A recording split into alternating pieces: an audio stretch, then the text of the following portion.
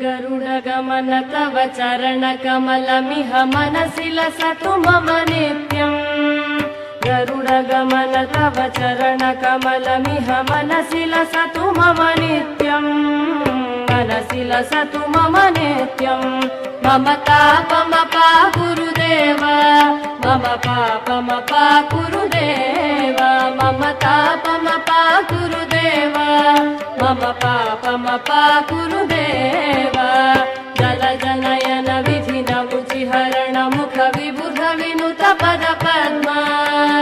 जलजनयन विधिन मुचिहरण मुख विबुध विनुत पद पद्मा